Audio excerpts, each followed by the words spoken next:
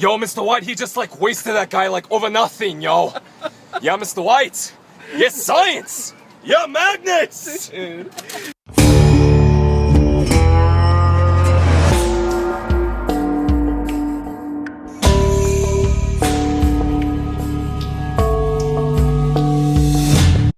Of course, we start with Walter White.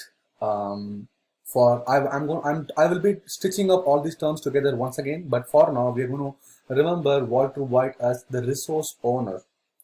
And now comes Jesse Pinkman. He is the poor Jesse Pinkman. He is we call him the client, and we have Las Polos Hermanos, Gustavo Fring. We're going to call him the authorization server, and Mike. He is the authorization endpoint who resides within the authorization server. And this guy is Victor, who works for Gustavo Fring, and he takes care of tokening. So he is the token endpoint of the authorization server. And this is the protected resource. You can consider this as a secure data. And this is, for us, this is Lavanderia Brilliante. We're having the meth lab within the laundromat, right? So yes, this is the protected resource. So this is the protected resource, token endpoint, authorization server, client, and the resource owner. So this is the authorization grant flows, Breaking Bad style flow. So it starts with Jesse Pinkman. So it starts with Walter White. So he asks Jesse Pinkman, saying that, do you want to work with me in the lab? And so basically, the resource owner asks the client, can you do something for me? And Jesse Pinkman says that you need to get a permission for me to access the lab. So the client says to the resource owner saying that you need to get me permission.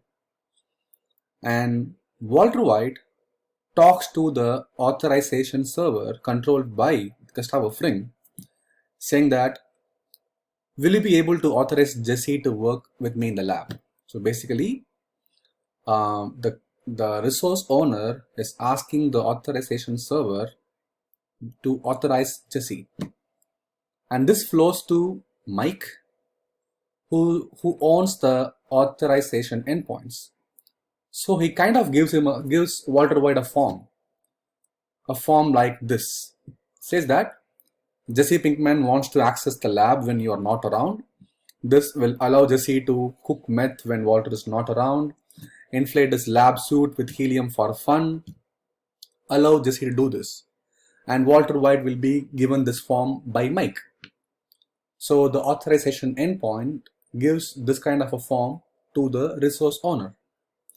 And when Walter White selects allow, step 5 happens, and now on, so Mike trusts him. So he contacts Jesse Pinkman directly.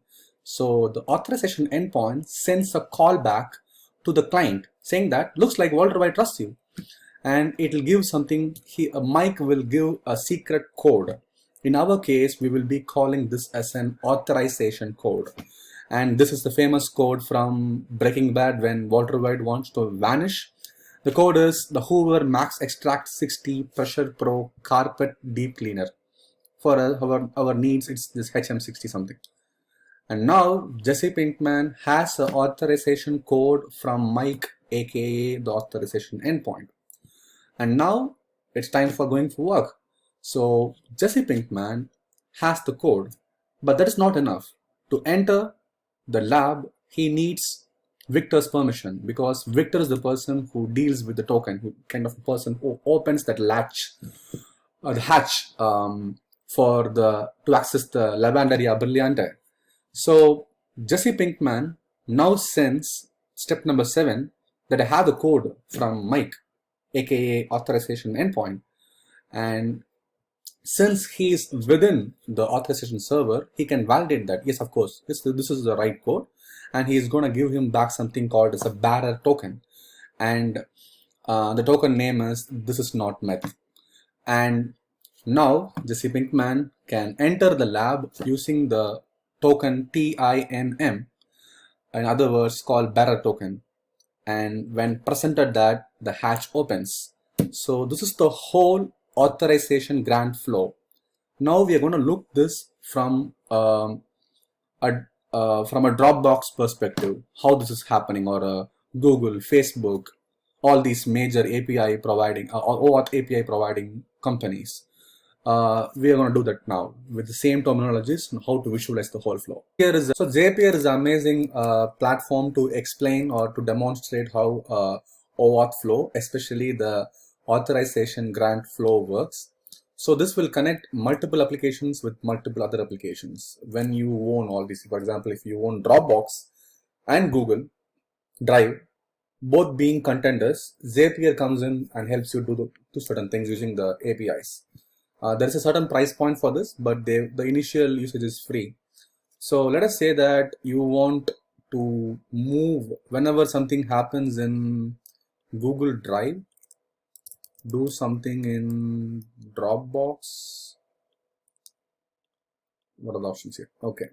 So when a new file is created in Google Drive, upload the file into Dropbox. This is the flow I wanted to create.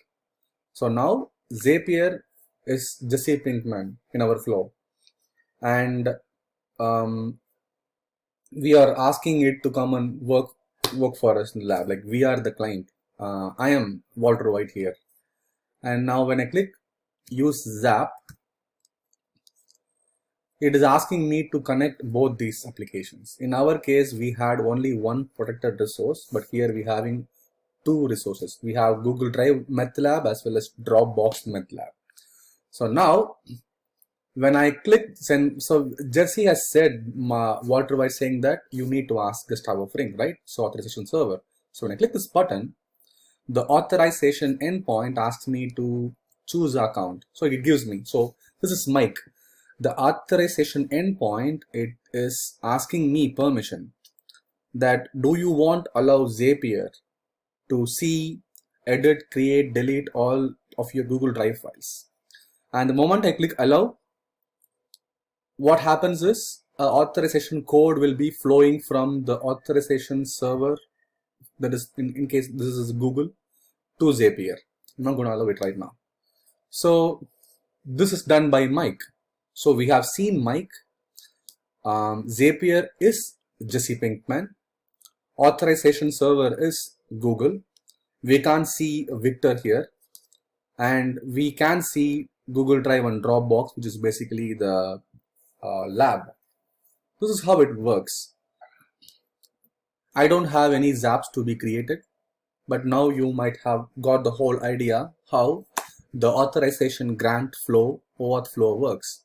There are other flows like implicit pattern flow and few other flows where certain of these actors will not be there. Sometimes you don't need Walter White to approve anything. It can all be done using client ID and secret by Jesse Pinkman, because Jesse Pinkman itself would have been created by authorization server.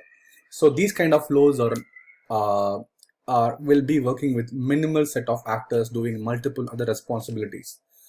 So, but yes, as I said before, this is a magnum opus flow of OAuth flow, where you can have a glimpse at almost all the actors in any specified OAuth specification. So that's it. Now you know who is the resource owner. In our case, when we browse, we are the resource owner. And who is the client? In our case, here Zapier is the client. Who is the authorization server? In our case, Google is the authorization server. The endpoint is also Google. The token service is also Google. The protected resource is the Google Drive here and the Dropbox here. And we will not be able to see the token and the bearer token and the authorization code, because it will be given by the Google to Zapier. Even Zapier will not be able to see the key.